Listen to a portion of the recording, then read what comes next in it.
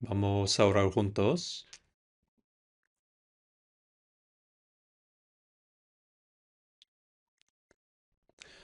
Padre nuestro Dios que nos ama, santo y misericordioso, que estás en los cielos, te damos gracias porque cuando aún no te conocíamos, tú nos amaste primero, y cuando todavía éramos pecadores, tú tuviste compasión de nosotros, y cuando estábamos alejados de ti, siendo enemigos por nuestras obras, el Señor Jesús murió en nuestro lugar y derramó su sangre preciosa, lavando nuestros pecados para siempre. Te agradecemos y creemos que durante la semana pasada muchas personas se han reunido para conocer a Dios, comprender su gracia y recibir salvación. Hemos sido redimidos por la sangre de preciosa del Señor.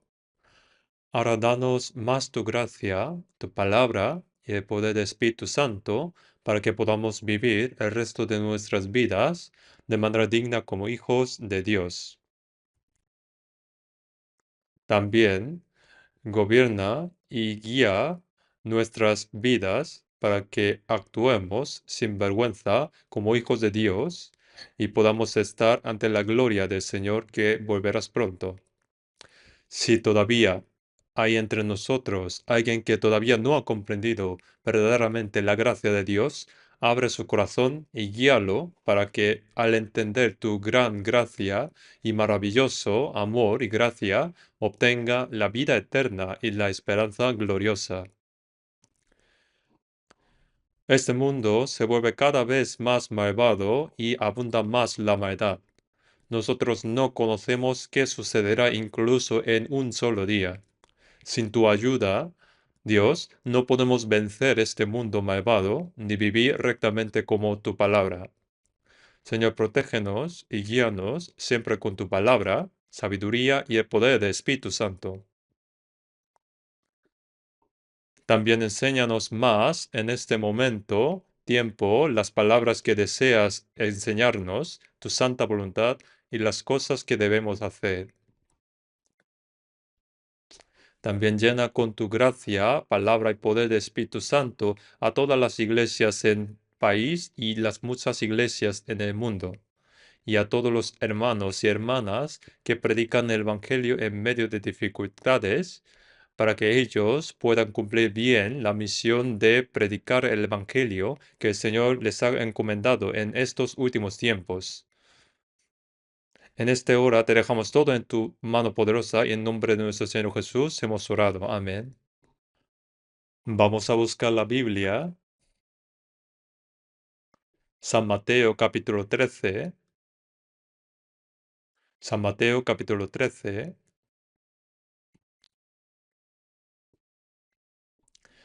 Voy a leer desde versículo 44. San Mateo capítulo 13, desde versículo 44 hasta el versículo 50.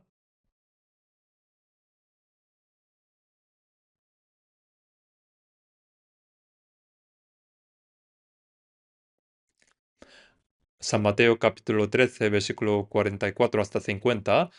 Además, el reino de los cielos es semejante a un tesoro escondido en un campo, el cual un hombre halla y lo esconde de nuevo. Y gozoso por ella va y vende todo lo que tiene, y como compra aquel campo. También el reino de los cielos es semejante a un mercader que busca buenas perlas, que habiendo hallado una perla preciosa, fue y vendió todo lo que tenía y la compró. Asimismo, el reino de los cielos es semejante a una red que echada en el mar recoge de toda clase de peces y una vez llena la sacan a la orilla y sentados recogen lo bueno en estas en cestas y lo malo echan fuera. Así será el fin de siglo. Saldrán los ángeles y apartarán a los malos de entre los justos y los echarán en el horno de fuego. Allí será el lloro y el crujir de dientes. Hasta aquí. Durante la semana pasada hemos reunido cada día para aprender la Biblia. A pesar de que hacía mucho frío, muchas personas nuevas habían asistido y creo que había muchos que han comprendido la gracia de Dios y han sido salvos. Doy gracias a todos los que han orado y colaborado para esto. Hoy, a través de las palabras que hemos leído, había pensado y decidido título de tema del sermón como el tesoro escondido en el campo. Jesús, cuando hablaba de las verdades muy importantes, muchas veces utilizaban parábolas fáciles de entender para todas las personas. Por eso, cuando dice, el reino de los cielos es semejante a... Esta es una parábola que se refiere que la obra de salvar las almas de las personas de en este mundo para preparar al pueblo que entrará en el cielo es como semejante a esto. Por eso en San Mateo capítulo 13, Jesús explica muchas parábolas sobre cielo, como el propósito de Jesús de venir al mundo es salvar a los pecadores y llevarlos al reino de Dios, al cielo. Por eso, Jesús explicó que el trabajo de salvar el alma de una persona para que entre al cielo es como así. Es semejante a un tesoro escondido en un campo. ¿Qué explica este tesoro escondido en un campo? Antiguamente, si alguien tenía un tesoro o algo valioso, en caso de guardarlo en casa, los ladrones podían venir y quitárselo o robárselos, por lo que era muy probable que lo escondieran bajo tierra sin que nadie lo supiera. Digamos que alguien escondió un tesoro en un campo y solo él lo conocía. Sin embargo, mucho tiempo después, esa persona muere y nadie más lo sabe sobre esto. Nadie conocerá si hay un tesoro escondido allí o no.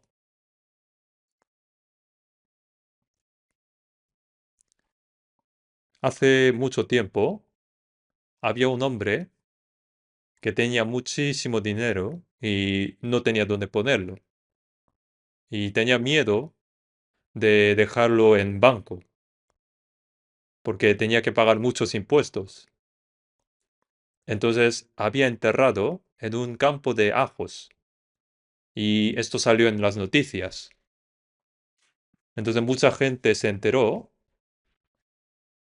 e intentaron desenterrar el dinero de ese campo de ajos.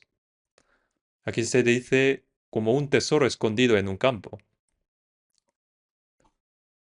Y que mucho tiempo después, un hombre lo halló y lo escondió de nuevo, y gozoso fue. ¿Y quién habría descubierto esto? Probablemente una persona que trabajaba en ese campo o que lo alquilaba para cultivar.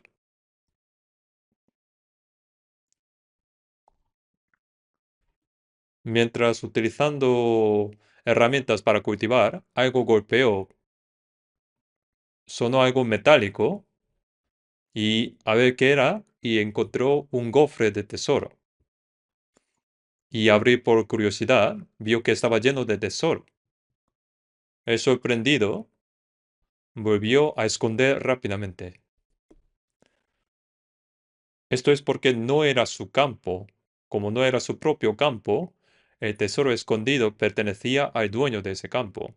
Si otra persona lo descubriera, se convertiría él un ladrón. Sería un robo.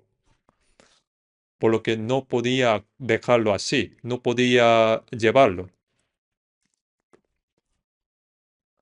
Así que este hombre se dio cuenta de que en ese campo había un tesoro. Por eso lo había dejado escondido de nuevo y gozoso regresó y vendió todas sus posesiones para comprar el campo. Gozoso fue y vendió todas sus posesiones. Nosotros no sabemos cuánto tenía, pero probablemente vendió su casa. Vendió sus bueyes, vendió sus cucharas, tenedores, todo lo que podía vender en su casa. Parece que era una persona que no tenía mucho dinero, ya que había alquilado el campo de otro para cultivar, pero él vendió todas sus posesiones y compró ese campo. ¿Por qué creen que vendió todo para comprar ese campo? Es muy obvio, ¿no? No compró el campo para cultivar, sino por el tesoro. Una vez que compra ese campo, entonces cuando sea su propiedad, lo que está dentro, todo lo que está dentro le pertenece. Por lo que para hacer suyo ese tesoro, él vendió todo lo que tenía y compró ese campo.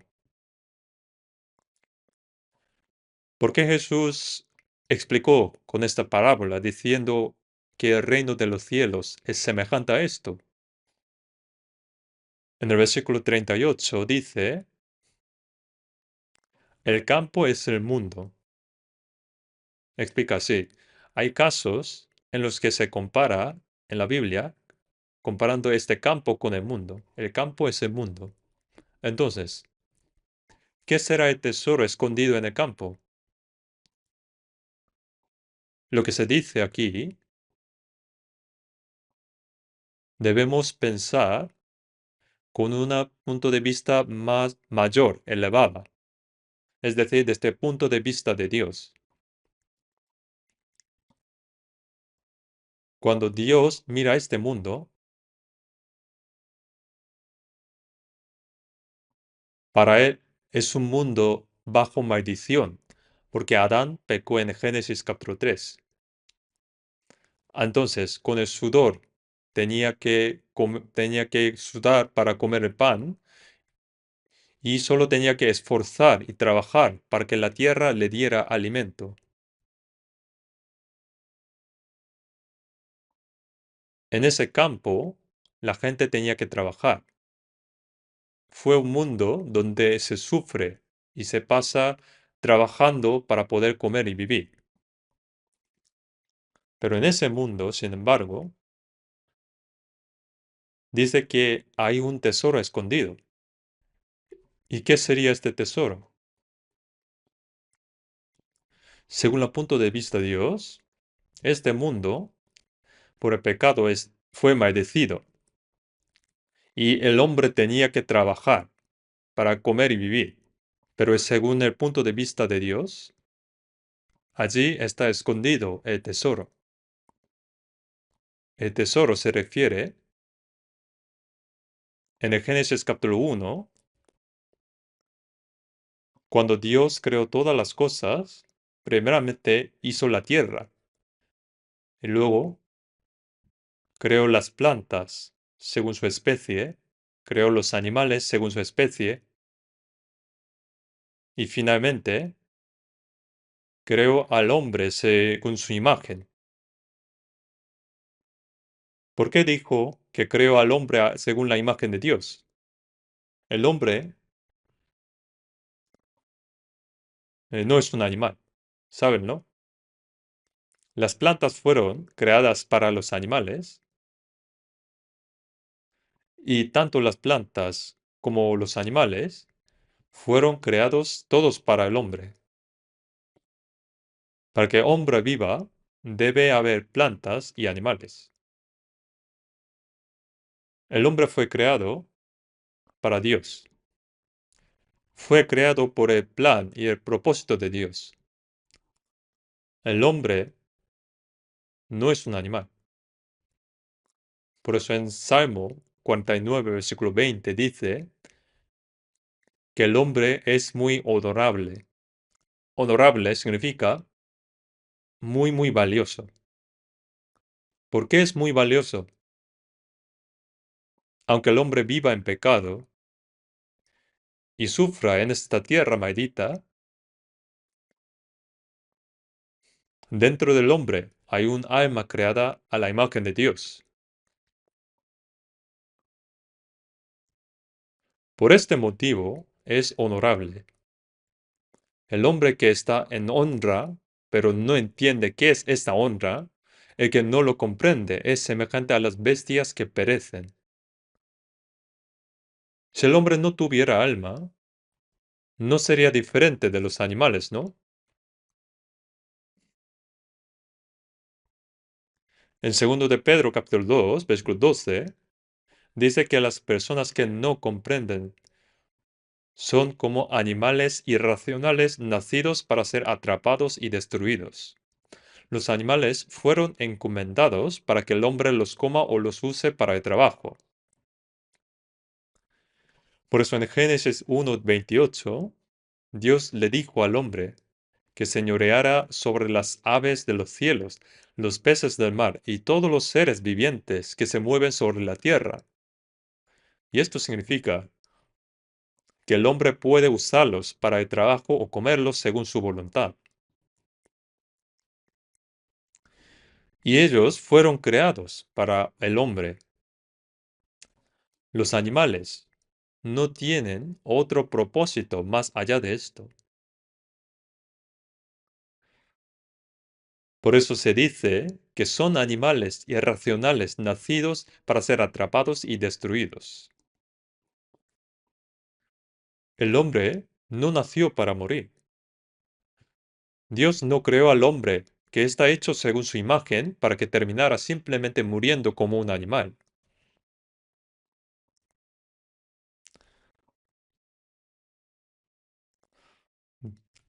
Crear el hombre a su imagen no se refiere al cuerpo físico, sino al alma.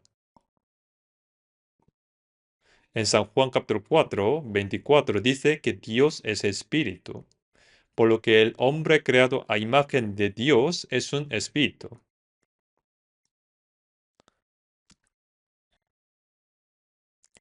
Fue creado a imagen de Dios para ser el objeto de amor de Dios.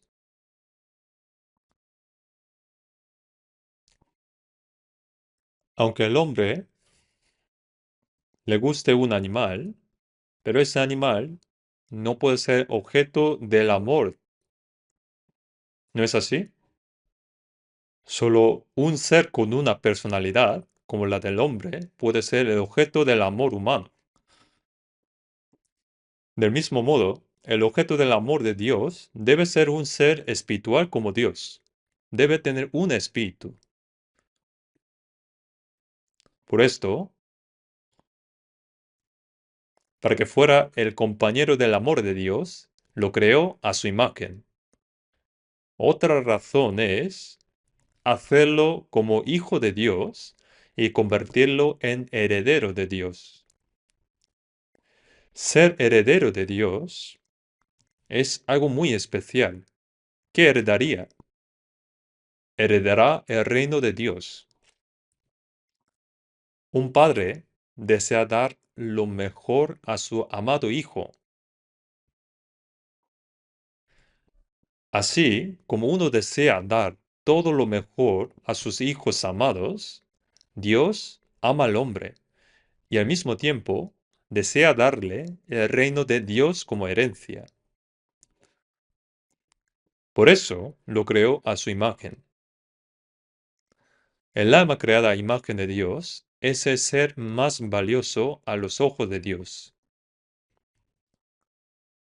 Por eso, también en Isaías 43, Dios dice que consideró al pueblo de Israel como algo precioso y honorable.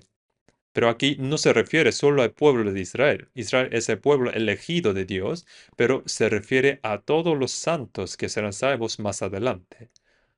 Los considera preciosos y honorables. Por eso el alma humana es el ser más valioso y honorable a los ojos de Dios. Para que viva disfrutando de la gloria eterna con Dios en el reino de Dios, Lo creó a su imagen. Haberlo creado a su imagen es para que llegue a ser como Dios. ¿No es algo asombroso? Pero si uno no sabe de esto, vive de cualquier manera pensando que la muerte es el fin. Y piensa que es todo. Esto es como actuar a lo loco, ¿no? Pero no es así. Dios no creó al hombre de esta manera. Por lo tanto, el tesoro escondido en el campo, este campo representa al mundo que ha sido maldecido por el pecado. Y aunque los seres humanos sufren allí para comer, vivir, cuando Dios mira este mundo, allí están las personas creadas a su imagen. Está el alma allí. Y ese es el tesoro que Dios ve. ¿Vale? Por eso, ¿qué es el tesoro escondido en el campo? No se trata de algún tesoro de este mundo. En Mateo 16:26 dice Jesús, porque ¿qué aprovecharía el hombre si ganare todo el mundo y perdiere su alma? ¿O qué recompensa dará al hombre por su alma? Esa vida que no se puede cambiar aunque se gane a todo el mundo, no se refiere a la vida física de unas pocas décadas. Si uno vive unas pocas décadas y todo termina con la muerte, ¿qué diferencia habría con un animal? Hay animales que viven bastante tiempo. Hay animales que viven cientos de años. Se dice que las tortugas viven hasta 500 años. Las aves migratorias, que vuelan libremente por el cielo, recorren miles de kilómetros en un instante. Los peces, que atraviesan el océano. Los animales, que corren libremente por las montañas. Son más asombrosos, ¿no? Comparando con esto, ¿dónde hay algo que sufra y angustia tanto como el ser humano y que sea tan sucio, con perdón, tan malvado como el hombre? Si solo fuera el cuerpo físico, no habría diferencia con los animales. Pero, porque dentro existe un alma creada con el propósito sagrado de ser objeto de amor de Dios y sus hijos, de recibir todo lo de Dios y disfrutar de la gloria eterna de Dios. Entonces el ser humano es el más importante de todos los seres creados por Dios. Por eso en el Salmo 144 dice, Oh Jehová, ¿qué es el hombre para que en él pienses?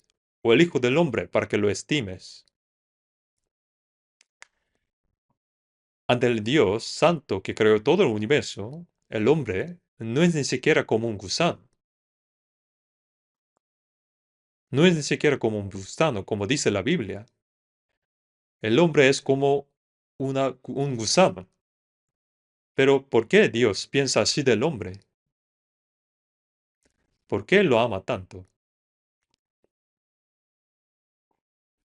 ¿Por qué? Porque tiene el espíritu creado a la imagen de Dios. Por eso, también en Isaías capítulo 57, el alto y sublime, el que habita la eternidad y cuyo nombre es el santo, dice, yo habito en la altura y la santidad, y con el quebrantado y humilde de espíritu, para hacer vivir el espíritu de los humildes, y para vivificar el corazón de los quebrantados. Dios habita en un lugar alto y santo. Mira hacia el mundo y se une al humilde. ¿Y quién es el humilde? Es una persona que desea mucho que Dios salve a él. Dios quiere vivificar el espíritu del quebrantado, de aquel que se arrepiente de sus pecados y desea volver a Dios. El espíritu creado a imagen de Dios murió al pecar contra Dios. Pero Él desea vivificar ese espíritu. Dice, porque no contendré para siempre, ni para siempre me enojaré, pues decaería ante mí el espíritu y las almas que yo he creado. Debido a que el hombre pecó, Dios lo expulsó del huerto de Edén, maldijo la tierra, le dio al hombre trabajo y dolor. A la mujer le dio el dolor de parto y al hombre le dio que con el sudor de su cuerpo comería el pan hasta que finalmente volvería a la tierra. Este es el precio del pecado. Sin embargo, Dios dice que no contenderá con el hombre para siempre, ni se enojará perpetuamente. El dolor y el sufrimiento que se le dio al hombre debido al pecado no son el deseo de Dios. No es lo que quiere Dios. Así como disciplinar y golpear a un hijo que ha hecho algo malo, no es porque su padre, le odie o quiere que muera, sino para que se aparte de ese error. Y como es de esta manera, el hecho de que Dios maldijera la tierra y diera trabajo y dolor, no es su deseo. Por eso, en Lamentaciones 3:33 dice que el afligir y angustiar a los hijos de los hombres no es el deseo íntimo de Dios. El deseo íntimo de Dios es perdonar al hombre de nuevo y salvarlo. El no contender para siempre, ni enojarse perpetuamente, es porque teme que el espíritu y el alma que él creó perezcan. Tal como un hombre tiene compasión del hijo que engendró y lo ama, ¿saben cuánto ama Dios al ser humano? David también dijo, aunque mi padre y mi madre me dejaran, con todo Jehová me recogerá. Por eso Dios ama al hombre pecador. Así que el tesoro escondido en el campo, para explicarlo de manera sencilla, es el alma de la persona que vive en la tierra, la cual es un tesoro a los ojos de Dios. A los ojos de Dios no hay nada más valioso que el alma humana. Para un hombre, sus propios hijos son más valiosos que cualquier tesoro. Es más valioso que todos los tesoros. Érase una vez, había un rey que le gustaba mucho el oro. Le gustó mucho el oro y pidió a Dios que todo lo que tocara se convirtiera en oro. Vale, voy a conceder tu deseo. Y entonces, todo lo que tocaba se convertía en oro. Todo se volvía oro. Sin embargo, su única hija, princesa, llegó corriendo por la mañana diciendo, papá, y en el momento en la que tocó, se convirtió en oro. ¿Ahora el rey estaría feliz? Su hija se convirtió en oro. Entonces, él se arrepintió de haber tenido un deseo inútil y se arrepintió, pero no sé qué pasó después, no he leído.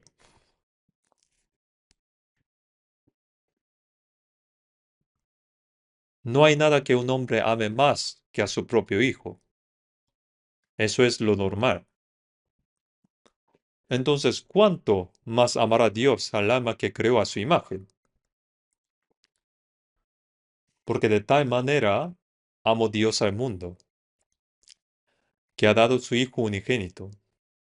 Cuando dice que amó al mundo, ¿qué cree? ¿Significaría que amó a los animales del mundo? Se refiere a las personas del mundo, a todos ustedes y a mí. Dice en la Biblia que Él me amó. No sabemos cuánto nos ama. En Efesios 2:4 dice que Dios es rico en misericordia.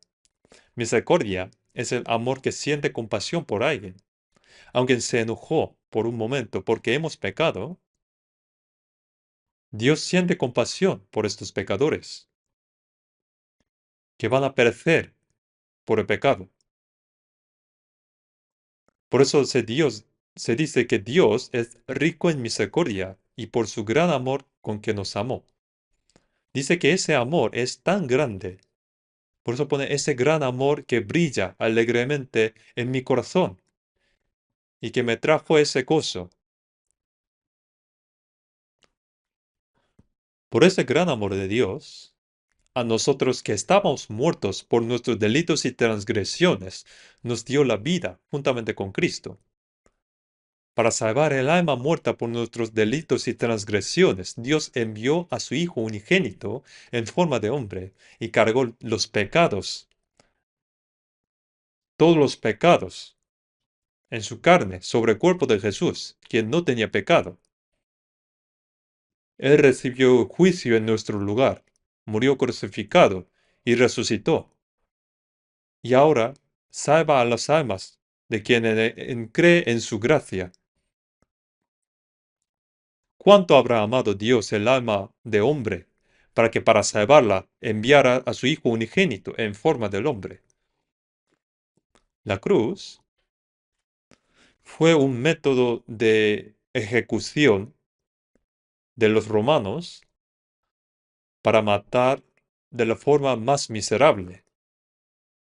Pero el Hijo unigénito de Dios, quien no tenía pecado, fue clavado en la cruz y murió. Fue azotado, cargó el madero de la cruz y fue llevado, fue clavado sus manos y los pies. Le pusieron la corona de espinas. Fue clavado a las 9 de la mañana y murió a las 3 de la tarde. Durante 6 horas derramó toda su sangre y al final dijo, consumado es, y murió. Durante 3 horas el cielo estuvo en tinieblas. El sol perdió su luz y la tierra tembló. El cielo lloró y la tierra lloró. No hay nada más grande que la gracia de Dios al sacrificar a su Hijo unigénito para salvarnos. Por eso, decir que vendió todo lo que tenía y compró el campo significa que Dios sacrificó a su Hijo unigénito para pagar el precio del pecado. Deben reflexionar bien sobre esta primera parábola. Esto es algo que el hombre no puede hacer. ¿Con qué fuerza o método podría una persona resolver su problema, la maldición de la tierra? El hecho de que vendió todas sus posesiones y que Dios entregara a su Hijo unigénito hasta la muerte de cruz significa que Dios no podría sacrificarse más que eso. Desde que vendió todas sus posesiones y compró el campo, significa que Dios pagó todo el pecado y la maldición, además a hacer que su Hijo unigénito muriera.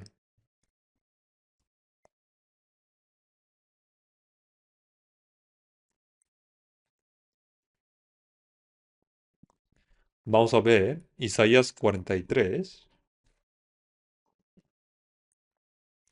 Isaías capítulo 43.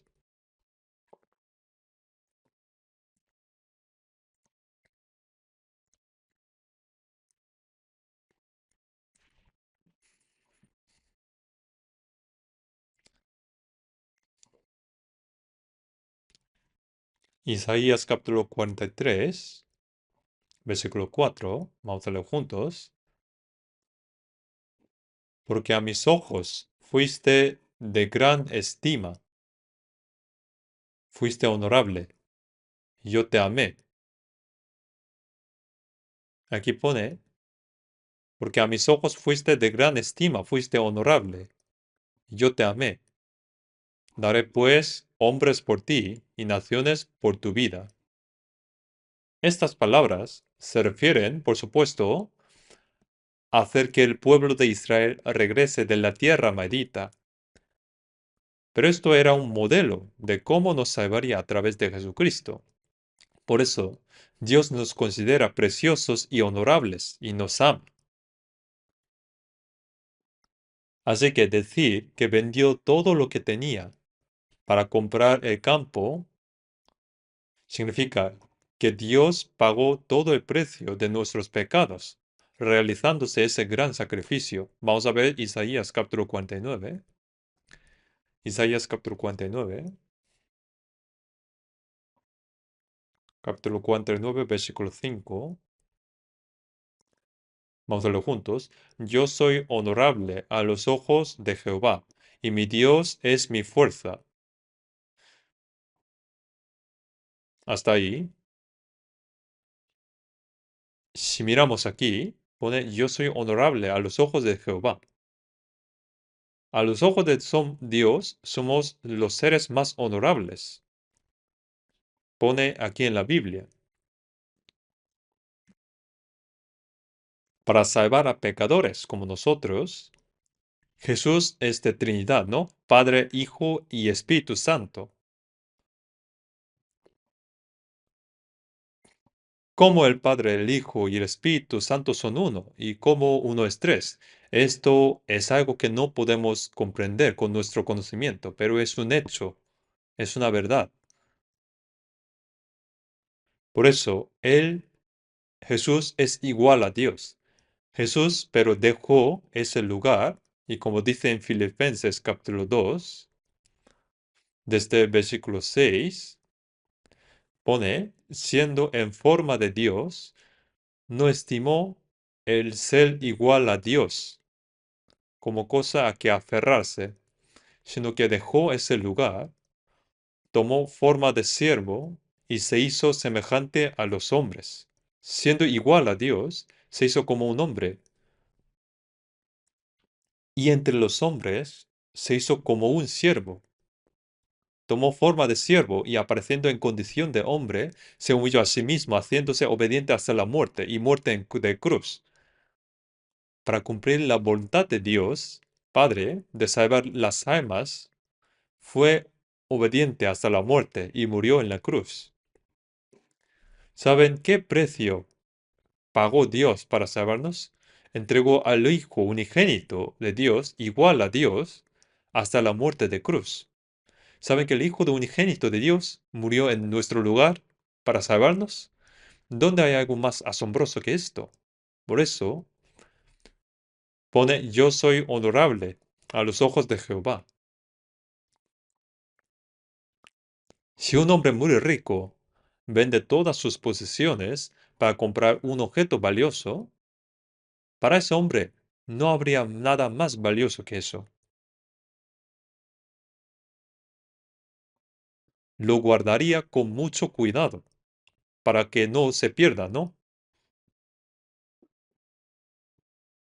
Para salvarnos, Dios no lo hizo de forma simple, solamente diciendo, yo tengo compasión de ti, te perdono, no te dejaré ir al infierno. No es así, es para salvarnos. Dios entregó a su Hijo unigénito en nuestro lugar hasta la muerte de cruz. Él derramó toda su sangre preciosa. ¿Qué precio tan caro es, no? Esto no se comprende con nuestro conocimiento. Por esto, pone yo soy honorable a los ojos de Dios. En San Juan 10:28 dice, yo les doy vida eterna y no perecerán jamás. Salvó a los pecadores destinados al infierno y les dio vida eterna. Ni nadie las arrebatará de mi mano. Debido a que nos compró pagando un precio tan caro, nuestras almas están en las manos del Señor. El diablo no puede arrebatarlas. Nadie puede arrebatarlas de la mano del Padre. Están con un dispositivo de seguridad doble y triple en las manos de Jesús y en las manos de Dios Padre. Una persona que ha nacido de nuevo, con certeza, no perecerá. No digan que una persona salva puede ir al infierno. Una persona salva, si su vida cristiana es incorrecta, no hace bien, puede cometer algún pecado. No digo que está bien pecar. Allí hay disciplina, castigo. La disciplina llega incluso a matar el cuerpo físico.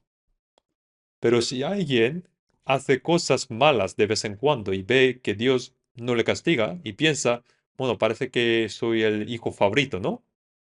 Pero Dios no tiene hijo favorito. Si no hay disciplina, pone en la Biblia que es hijo bastardo. En Hebreos capítulo 12 dice que si no hay disciplina, no somos hijos legítimos, sino bastardos. Ciertamente hay disciplina,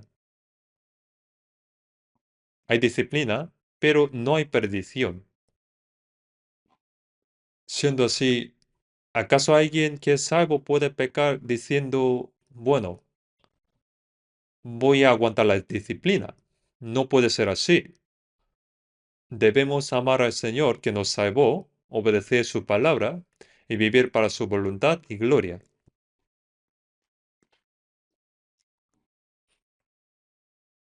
Entonces, el tesoro escondido en el campo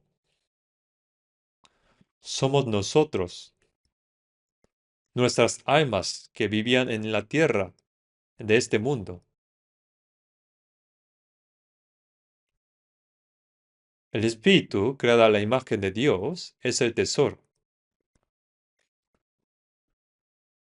Por eso,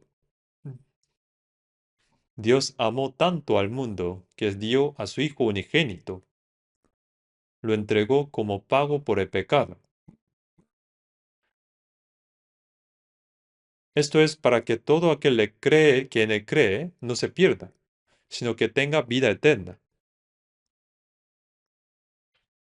Para salvar la alma destinada al infierno y darle vida eterna, entregó a su Hijo unigénito en nuestro lugar. Vamos a ver Isaías capítulo 49, versículo 20.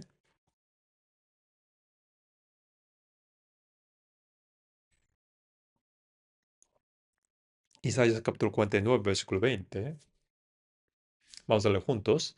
Los hijos de tu orfandad dirán a tus oídos, estrecho es para mí este lugar, apártate para que yo more. Dice que somos hijos nacidos en medio del sufrimiento.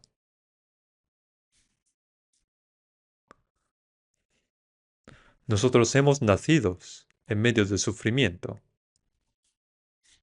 Somos hijos nacidos en medio del sufrimiento.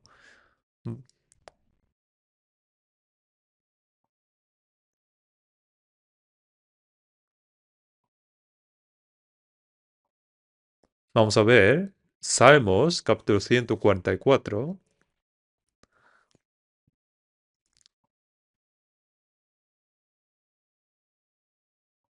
Salmo 144,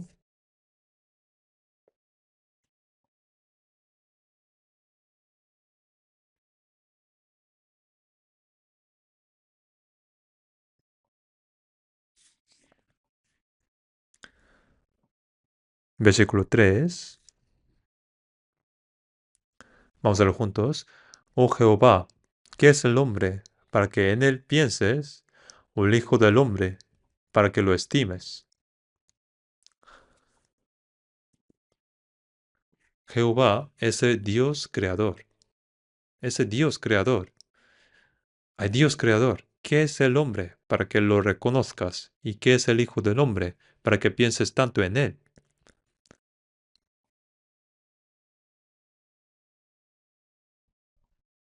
¿Qué es el hombre para que hayas pagado un precio tan caro para salvarnos? Nosotros debemos pensar en cuánto nos amó Dios y qué precio estuvo dispuesto a pagar para salvarnos. Esto no es algo tan sencillo como sentir compasión de nosotros y decir, vale, está bien, perdonaré tus pecados y te enviaré al cielo. No era así. Para salvarnos, Dios tuvo que entregar a su Hijo unigénito hasta la muerte de cruz. Lo tenía que hacerlo porque no había otro método.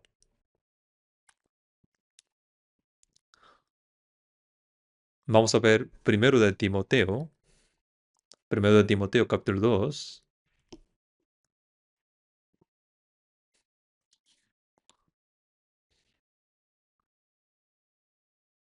capítulo 2, versículo 6.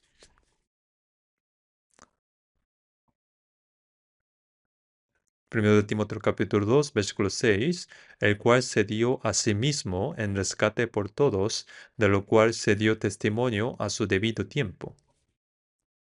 Pone el cual se dio a sí mismo en rescate por todos. Es decir, Jesús se dio a sí mismo como rescate para salvarnos a todos nosotros pecadores. Un rescate, aquí un rescate se refiere al dinero que se paga para redimir a alguien en su lugar. Es el precio pagado para liberar a un pecador. Pero aquí no se refiere al dinero. En vez de dinero, es el hecho de que entregó al Hijo unigénito de Dios a la muerte en nuestro lugar. Jesús se convirtió en nuestro rescate. Se dio a sí mismo en rescate por todos, de lo cual se dio testimonio a su debido tiempo. Y el Espíritu Santo nos testifica sobre este hecho. Deben pensar en qué precio tan caro pagó Dios para realizar la obra de salvar nuestras almas. Vendió todo lo que tenía y compró el campo. No lo compró para cultivar.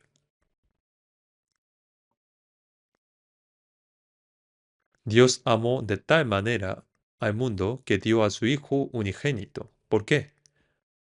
Para salvar a los pecadores del mundo. Para sacar el tesoro escondido en ese campo. Vamos a ver Romanos 5, capítulo 5, versículo 8. Capítulo 5, versículo 8.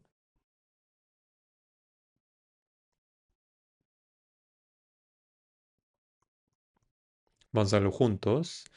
Mas Dios muestra su amor para con nosotros en que siendo aún pecadores, Cristo murió por nosotros.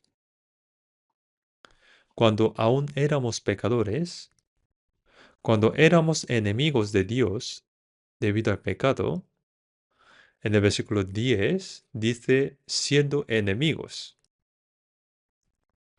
Cuando éramos enemigos por nuestras malas obras, Cristo murió por nosotros. En el versículo 10 pone, y así Dios confirmó su amor para con nosotros. Murió por nosotros. Entonces, ¿cuánto nos amó para que cuando éramos pecadores y enemigos, Cristo muriera por nosotros? ¿Ustedes pueden imaginarlo? ¿Qué precio tan caro pagó?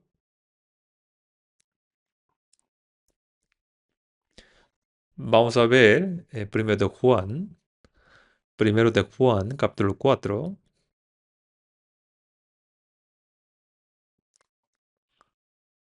Primero de Juan, capítulo 4, versículo 9 y 10. Primero de Juan, capítulo 4, versículo 9 y 10. En esto se mostró el amor de Dios para con nosotros, en que Dios envió a su Hijo unigénito al mundo para que vivamos por él. En esto consiste el amor, no en que nosotros hayamos amado a Dios, sino en que Él nos amó a nosotros y envió a su Hijo en propiciación por nuestros pecados. Dios no solo envió a su Hijo unigénito al mundo, sino que lo entregó hasta la muerte de cruz, para que vivamos por Él. entregó a Jesús a la muerte para darnos vida a nosotros en su lugar. El amor consiste en esto, no es que nosotros hayamos amado a Dios. ¿Cómo podríamos nosotros, que estábamos en medio de pecado, amar a Dios? No en que nosotros hayamos amado a Dios, sino en que Él nos amó a nosotros y envió a su Hijo en propiciación por nuestros pecados. Debido al pecado, éramos enemigos de Dios. Pero al morir Jesús en la cruz como propiciación, nos reconciliamos con Dios. Hizo la paz a través de la cruz. Así es como nos salvó.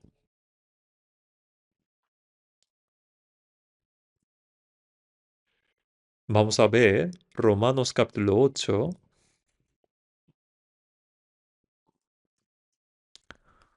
Romanos capítulo 8, versículo 32, versículo 32. Romanos 8, 32, vamos a leer juntos, el que no escatimó ni a su propio Hijo, sino que lo entregó por todos nosotros. ¿Cómo no nos dará también con él todas las cosas?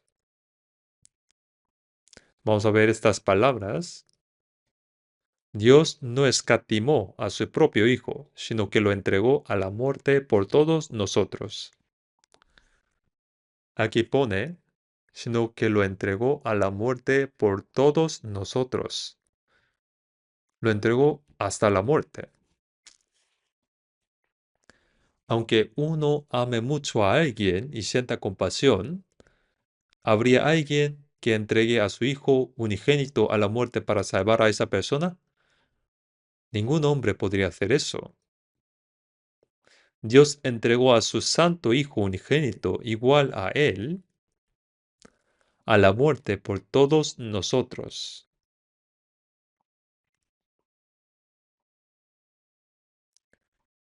Por todos nosotros. Por cada uno de nosotros. No deben olvidar que Dios entregó a su Hijo unigénito a la muerte por cada uno de nosotros. No debemos olvidar cuán grande es esta salvación que hemos recibido.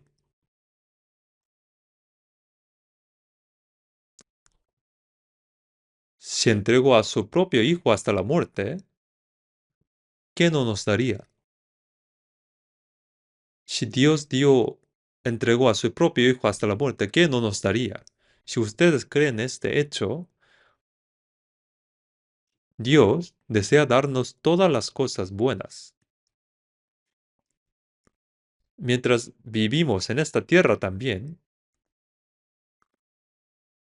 aunque haya sufrimiento, porque estamos viviendo en la carne todavía, no deben olvidar el hecho de que Dios nos ama. Si Dios entregó a su Hijo unigénito a la muerte, ¿qué no nos daría? Si creemos y obedecemos, Dios nos dará todas las cosas buenas. Sin embargo, el dueño de este campo ahora ha cambiado, ¿no? Debido al pecado de Adán, el hombre cayó bajo el poder del diablo, pero al haber pagado el precio del pecado, ahora ha regresado a Dios. Ahora la propiedad es de Dios. El tesoro en el campo, ese tesoro ni siquiera sabe que el dueño ha cambiado. Vamos a ver de nuevo Mateo capítulo 13.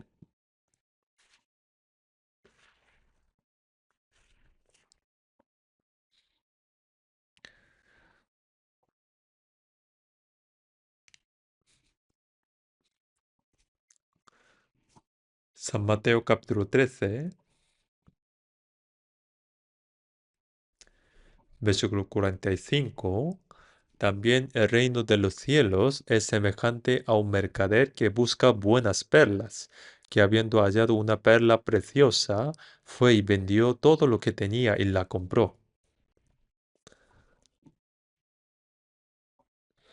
La obra de ser salvos para ir al cielo es semejante a un mercader que busca buenas perlas.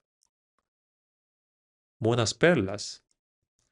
Desde la antigüedad, las perlas eran consideradas algo muy valioso. Por eso también en el Antiguo Testamento se dice que la sabiduría es mejor que las perlas. Hay muchas menciones sobre ellas. El reino de los cielos es semejante a un mercader que busca buenas perlas. Este hombre que sale aquí, el deseo de este hombre es encontrar una perla muy buena.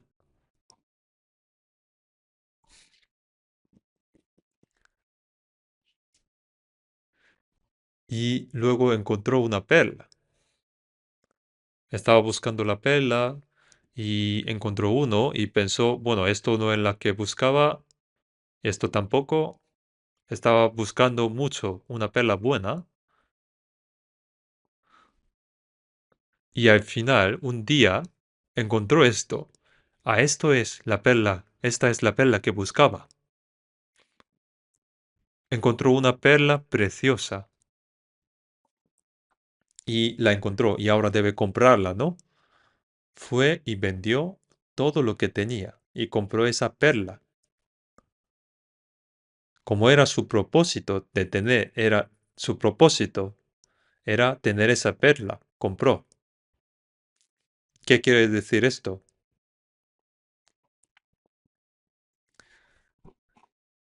¿Ustedes saben cómo se forma una perla? ¿Cómo se forma una perla? Una perla se forma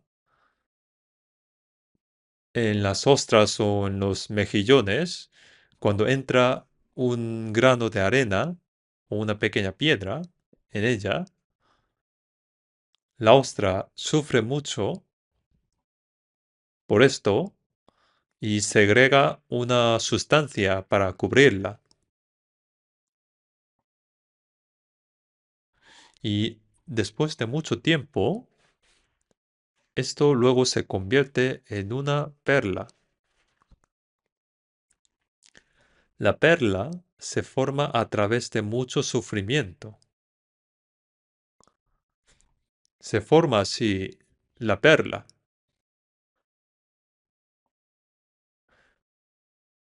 Dios desea darnos lo mejor. El hombre también busca lo más valioso.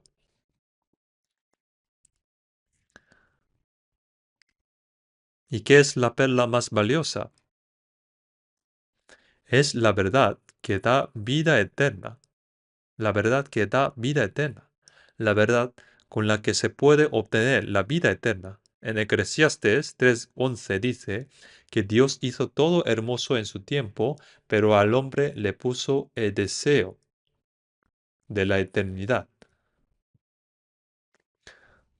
Dios lo hizo todo hermoso en su tiempo y especialmente al hombre le puso el deseo de la eternidad en su corazón, la vida eterna. El deseo de obtener la vida eterna es el requerimiento del Espíritu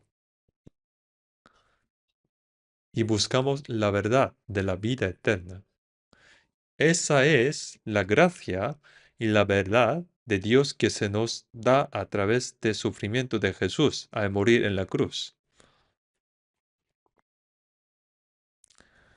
Proverbios. Antes de ver Proverbios, vamos a ver primero San Mateo capítulo 7.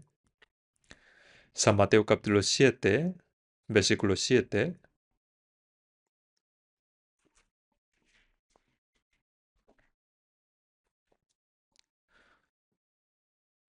San Mateo 7:7. Pedid y se os dará. Buscad y hallaréis. Llamad y se os abrirá. Pone, pedid y se os dará. ¿Qué es lo que debemos pedir? ¿Qué es lo que deberíamos pedir? ¿Acaso pedir algo delicioso o pedir que nos dé mucho dinero? Dios no escucha estas oraciones. Lo que Dios desea darnos es el perdón de nuestros pecados. Y no solo el perdón, sino darnos la vida eterna y la esperanza gloriosa de entrar en el reino de Dios. No hemos venido a este mundo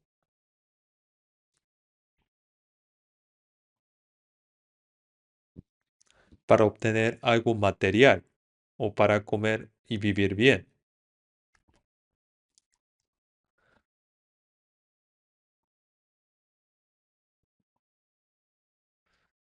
En el versículo 19 de San Lucas, capítulo 12,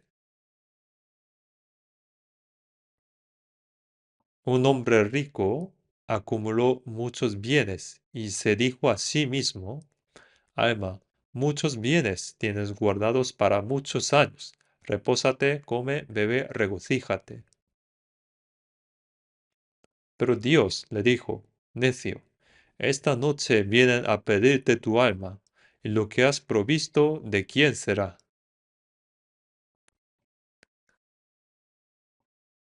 Dijo: Alma, muchos bienes tienes guardados. Come, bebe y regocíjate.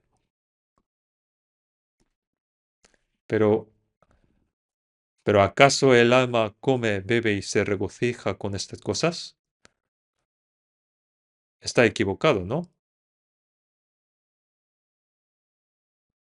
Si regocijara el alma por esto, ¿qué diferencia habría con los animales? Los animales están satisfechos si obtienen solo lo material de este mundo. Comen, beben y se regocijan y mueren. Pero el hombre no es así.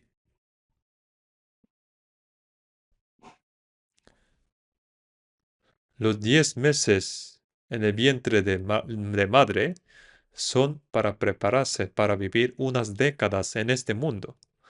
Y las décadas en este mundo no terminan aquí, sino que son las preparaciones para ir al mundo eterno. Entonces, mientras viviendo en este mundo, deberíamos buscar la verdad de la vida eterna, ¿no? Mi alma debe anhelar la gracia de Dios y la verdad para entrar en el reino eterno de Dios. Pero algunos dicen: comamos, bebamos y regocijémonos. En 1 Corintios dice que algunos dicen: comamos, bebamos, porque mañana moriremos. Si es así, ¿qué diferencia hay con los animales? El hombre no nació para eso. Dios no quiere darnos estas cosas. En Jeremías 29, versículo 13, dice que si me buscáis de todo corazón, me hallaréis. Si me buscáis de todo corazón, a mí, Jehová, me hallaréis. Ayudar a nuestra alma es que el alma se encuentre con Dios.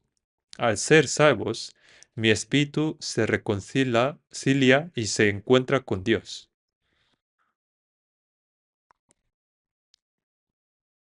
Vamos a ver Proverbios, capítulo 3,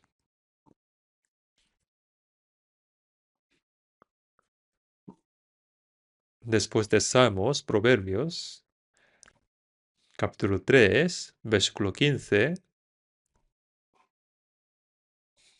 capítulo 3, versículo 15, vamos a ver juntos: más preciosa es que las piedras preciosas, y todo lo que puede desear no se puede comparar con ella. Aquí compara la sabiduría con las perlas.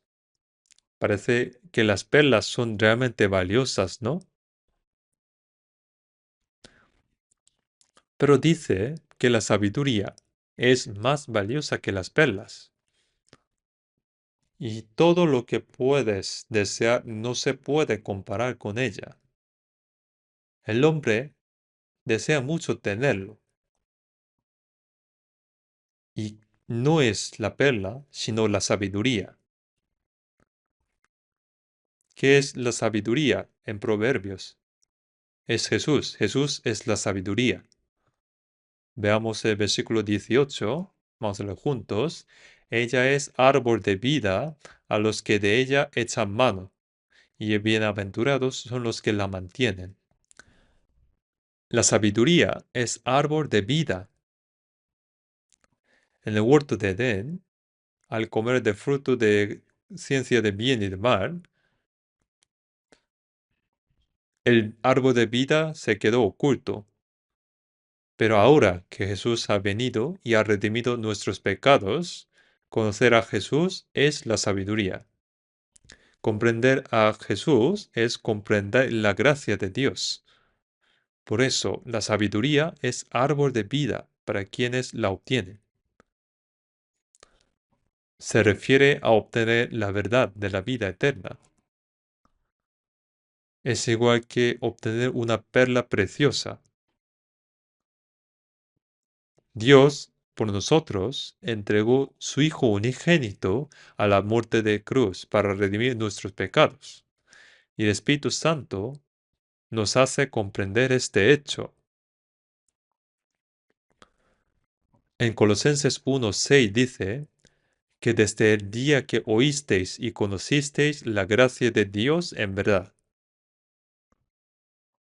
Al conocer verdaderamente la gracia de Dios, habéis hallado una perla preciosa. Hemos hallado una perla preciosa. Entonces,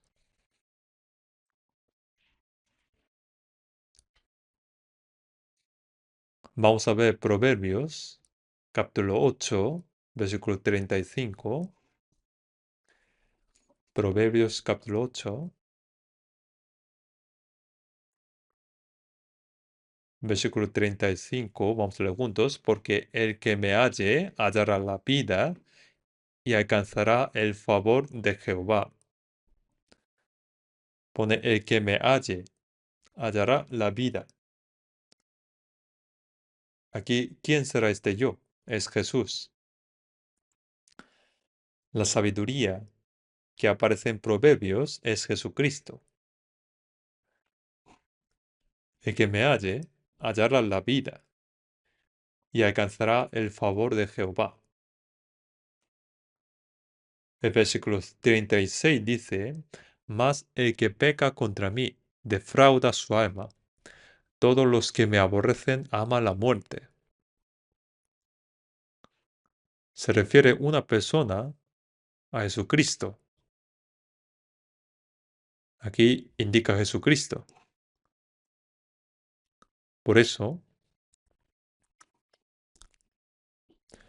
encontró una perla preciosa y vendió todo lo que tenía. Vendió todo lo que tenía para comprarla. Pero esto es difícil, ¿no? Hemos recibido la salvación gratuitamente por la gracia de Dios, ¿no? Pero ¿cómo es que vende todo lo que tiene para comprar la perla? Aquí no se refiere a eso. No se refiere a esto. Dios pagó a un precio muy caro para salvarnos. Pero nosotros recibimos esta gracia solamente creyendo por la fe. Por gracia sois salvos por medio de la fe. Y esto no de vosotros, pues es don de Dios, no por obras, para que nadie se gloríe. La gracia se da gratuitamente.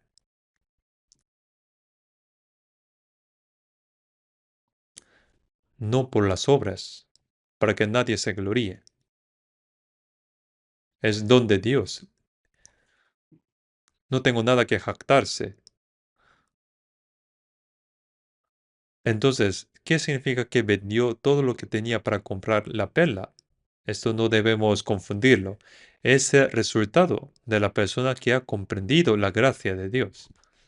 Para salvarnos, Dios envió a su Hijo unigénito al mundo y lo entregó hasta la muerte.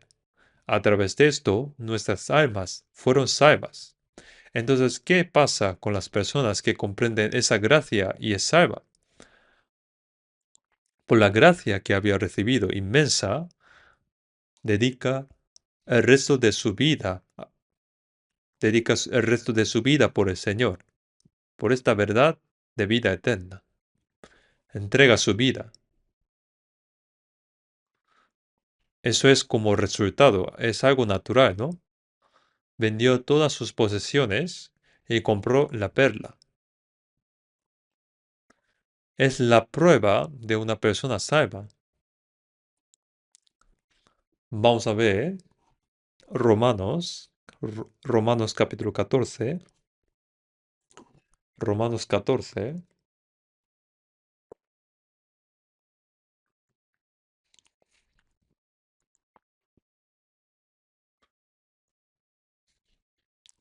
versículos 7 y 8, vamos a leer juntos, porque ninguno de nosotros vive para sí y ninguno muere para sí. Pues si vivimos, para el Señor vivimos, y si morimos, para el Señor morimos. Así pues, sea que vivamos o que muramos, del Señor somos. En 2 de Corintios 5:15 dice que Cristo murió por todos para que los que viven ya no vivan para sí, sino para aquel que murió y resucitó por ellos. Al morir Jesús en nuestro lugar, nosotros hemos revivido. Él murió por todos para que los que ahora vivan ya no vivan para sí, sino para el Señor. ¿Saben por qué el Señor murió en nuestro lugar? Jesús, siendo santo e igual a Dios, murió para salvar a pecadores como nosotros, para que ya no vivamos para sí. Era igual que Dios, murió por nosotros. Y el resultado es que entre nosotros, los salvos, quien creemos en Él, ya no vivan para sí, ni muere para sí, sino que vivan para el Señor que murió en mi lugar. Entonces nosotros somos el resultado, los salvos. Él murió por nosotros en mi lugar. Entonces nosotros, ya nadie de nosotros, ninguno vive para sí, ni muere para sí. ¿Qué piensan ustedes? Si vivimos, para el Señor vivimos, y si morimos, para el Señor morimos. Por tanto, sea que vivamos o que muramos, somos del Señor. ¿Por qué somos del Señor? En 1 Corintios 6, versículos 19-20 dice que no sois vuestros porque habéis sido comprados por precio. Glorificad pues a Dios en vuestro cuerpo.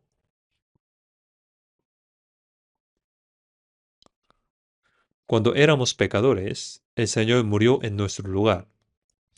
La persona que comprende este hecho sabe que el Salvador Jesús, con la sangre y el agua derramada en el Calvario, compró mi cuerpo y mi alma por precio. El Señor compró mi alma y mi cuerpo con su sangre.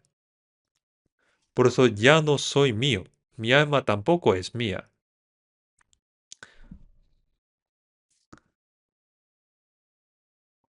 El Señor la compró con su sangre. Entonces no tengo derecho a vivir para mí mismo, ni morir para mí mismo, porque ya no soy mío. Ninguno vive para sí mismo y ninguno muere para sí mismo.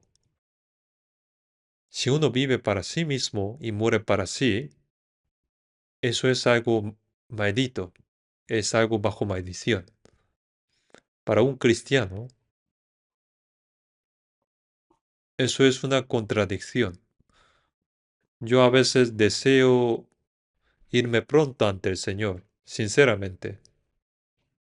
Me surge este pensamiento de vez en cuando.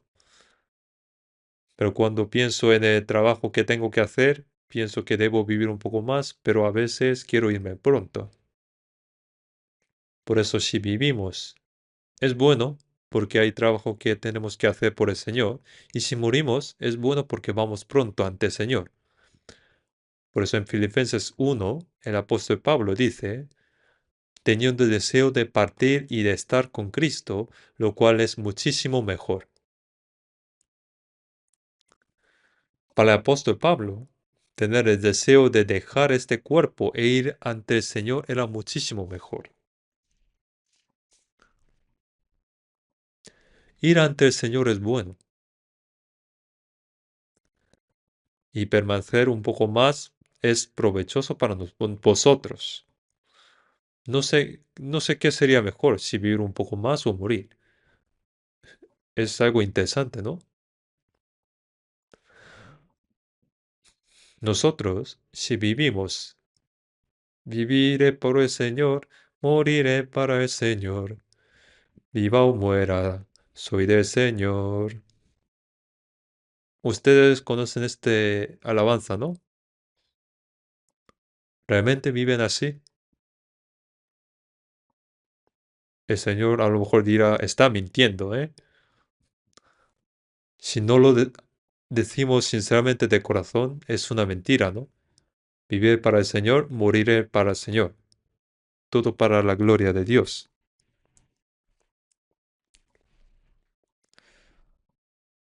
Solo aquel que está dispuesto a morir por el Señor puede vivir para el Señor.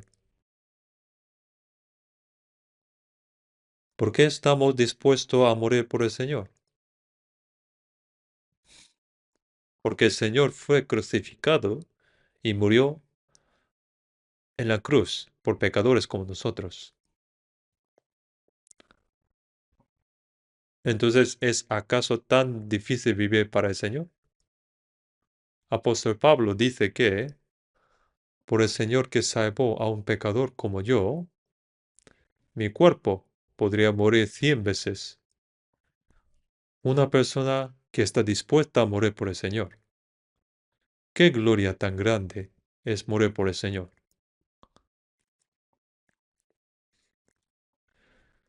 Vivir para uno mismo y morir para uno mismo no tiene ningún valor.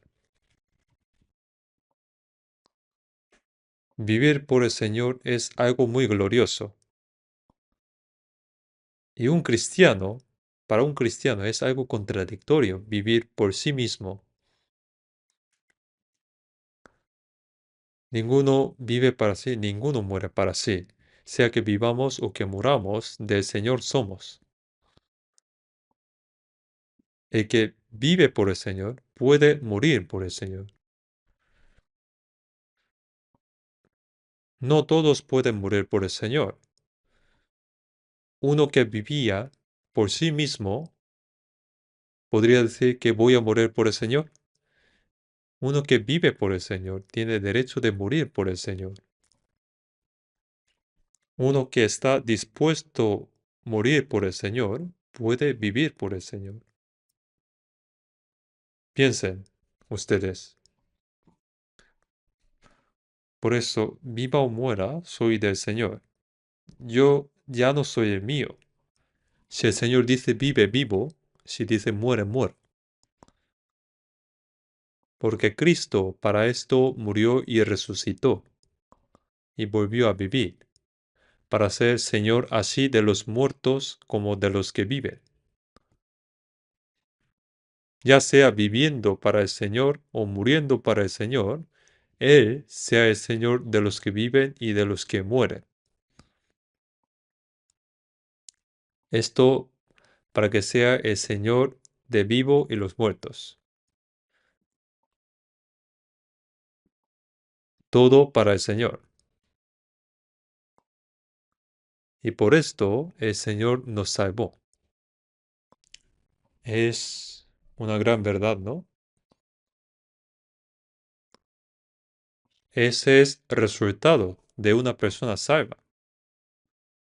No se trata de ser salvo y decir, bueno, gracias Señor, ahora nos vemos en el cielo.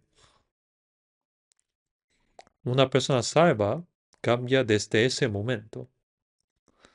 Como el Señor sacrificó a su Hijo unigénito hasta la muerte para redimir mis pecados para siempre y salvarme con su inmenso amor, ahora mi cuerpo y mi alma son del Señor. Y el resto de mi vida voy a vivir solo para la voluntad y la gloria de Dios. El hecho de que vendió todo lo que tenía para comprar la perla significa que, después de ser salvo, dedicará su vida enteramente al Señor. ¿No es así? En el Salmo 116, versículo 12, ¿qué pagaré a Jehová por todos sus beneficios para conmigo? Vamos a memorizar de nuevo. ¿Qué pagaré a Jehová por todos sus beneficios para conmigo? Intenten memorizar este versículo cuando despiertan por la mañana. ¿Qué pagaré a Jehová por todos sus beneficios para conmigo? Dios envió a su Hijo unigénito al mundo para morir en lugar de un pecador como yo. Rec- Recibió el dolor y el castigo y la maldición. Murió en la cruz, derramando toda su sangre para salvarme. Y por su gracia salvó mi alma, me hizo hijo de Dios y me dio la inmensa gracia de entrar en el cielo eterno. Y mientras yo vivo en este mundo, no me deja solo tampoco, sino que me guía hasta que entre en ese reino.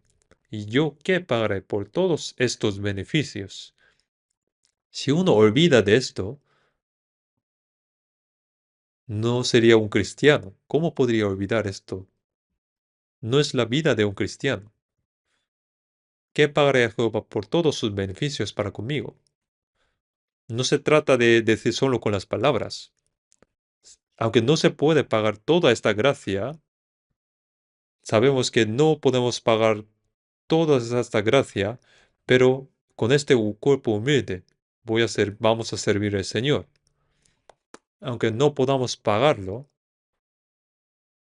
solo aunque tenemos este cuerpo humilde, vamos a servir al Señor.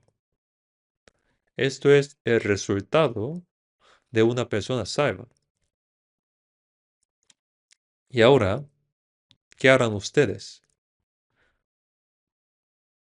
Nuestra carne, nuestra carne siempre quiere vivir de su manera, según su manera. Aunque sea una persona salva, antes de que nuestro hombre interior cambie, la carne quiere vivir según su voluntad. Por eso en la iglesia nosotros seguimos aprendiendo la palabra y nuestro carácter debe ir cambiando. Uno solo no puede. Por eso en la iglesia aprenden juntos. Un bebé recién nacido crece recibiendo el amor y el cuidado de toda la familia, hermanos, de hermanos, tíos, tías, de toda la familia. Crece con el amor en la familia. De la igual manera, una persona salva crece su fe en la iglesia. En Pedro, 1 de Pedro 2:2 dice, desead como niños recién nacidos la leche espiritual no adulterada, para que por ella crezcáis para salvación. Esa es la salvación que crece, es decir, la madurez. Si la fe madura, uno tiene fuerza de vivir, fuerza para vivir dignamente según la voluntad del Señor. Por eso deben permanecer en la iglesia. No debe estar yendo, entrando y saliendo. Deben intentar asistir sin falta los domingos, miércoles, en las reuniones. Intentan alejarse un poco de los amigos del mundo. En 1 de Corintios dice que las malas compañías corrompen las buenas costumbres. Corrompen las buenas costumbres significa que cuando nosotros intentamos vivir según en la palabra de Dios, nos intenta arrebatar. Por eso, aunque pueden acercarse a los amigos no salvos para predicar el evangelio, pero que no tengan amistad íntima, porque de lo contrario, sin darse cuenta serán arrastrados. El diablo puede utilizar los amigos para hacerlos caer, para impedir llevar una vida cristiana. Por eso debemos tener cuidado, porque debemos saber que mi cuerpo y mi alma no son míos. Vivo para el Señor y muero para el Señor. Mi cuerpo y mi alma son algo valiosos, porque el Señor salvó derramando su preciosa sangre en la cruz. Por eso en 2 de Corintios 5:9 dice que ya sea presentes o ausentes, ya sea viviendo o muriendo, procuró ser agradables al Señor. El apóstol Pablo dice que se esfuerza por ser alguien que agrade al Señor, ya sea viviendo o muriendo, porque es necesario que todos nosotros comparezcamos ante el tribunal de Cristo. Después de ser salvos, todo lo que hemos hecho se revelará cuando el Señor vuelva. Estaremos ante el tribunal de Cristo para recibir según lo que hayamos hecho mientras viviendo en el cuerpo, sea bueno o sea malo. Vivir según la voluntad del Señor es bueno y no vivir según su voluntad es malo. Vivir según la carne es lo malo y vivir según el Espíritu es lo bueno. Habrá un día que todo se revela de cómo vivimos, de cómo hemos vivido hasta el día de ir ante el Señor. ¿Cómo sería ese juicio? Cada persona salvas van al cielo, pero cada uno tiene gloria diferente. En la Biblia, la gloria de Pedro es diferente, la de Pablo es diferente, la de diácono Esteban es diferente. La salvación es igual, pero la gloria es diferente. No piensen, bueno, yo con que voy al cielo me basta. No piensen así. ¿Podrían decir así ante el Señor?